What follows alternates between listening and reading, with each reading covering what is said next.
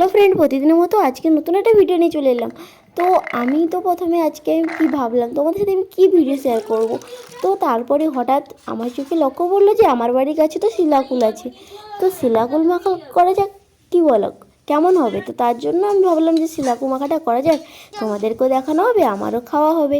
তো তার জন্য আমি একটু গন্ধরাজ লেবুর পাতা, স্বাদ মতো লবণ আর একটু লঙ্কার গুঁড়ো দিয়ে ভালোভাবে মাখিয়ে নেব।